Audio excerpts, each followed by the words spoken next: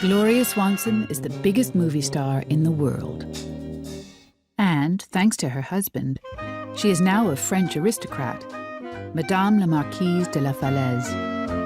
You can't go higher in terms of stardom. The bar was now set. But Gloria Swanson also knew that she wanted something more for herself. In 1927, Swanson becomes an independent producer at United Artists.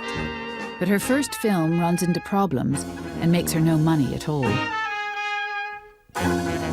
Her second, Sadie Thompson, is now wildly over budget. Enter Joe Kennedy.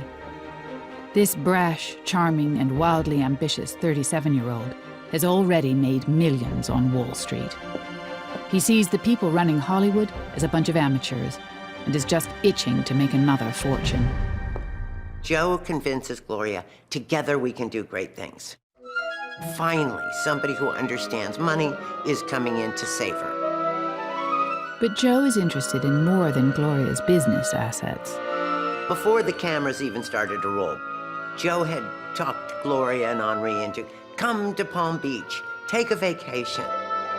He arranged for a friend of his to take Henri de la Falaise away fishing all day so that he could have some time alone with Gloria. Joe arrives at Gloria's hotel door and says, you know, at last, you're going to be mine. As she reports 3 minutes later, it was all over. But she would say in retrospect, Joe Kennedy now had total control of my life.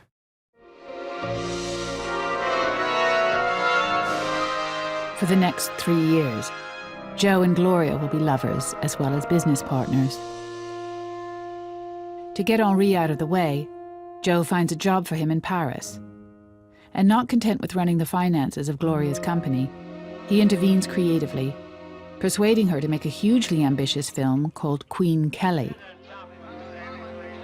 This was a film that started out quite appropriately being called The Swamp, and it was one of these real white elephant Hollywood disaster stories. After 3 months, the production is so over budget that Gloria and Joe shut it down. The estimated losses are $800,000.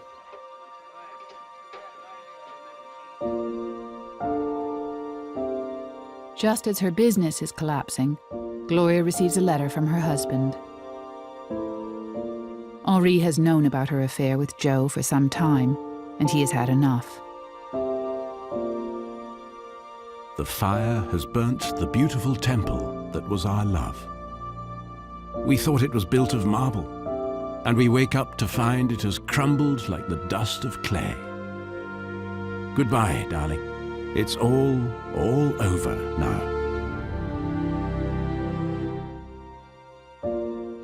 In her autobiography, Gloria will confess that as she reads Henri's words again and again, she knows that she loves him more than she could ever love Joe.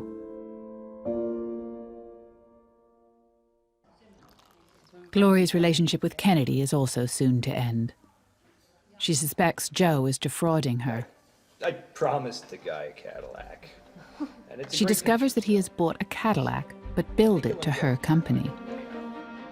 She calls him to account in front of friends at dinner.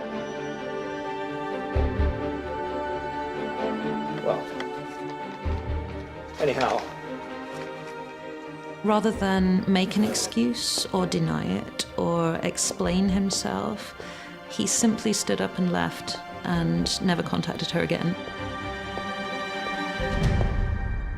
So he emotionally abandoned her, he professionally abandoned her, and he financially ruined her and was gone. But Gloria is no quitter. She revives her career and in 1950 delivers one of the greatest performances in screen history in the classic movie Sunset Boulevard.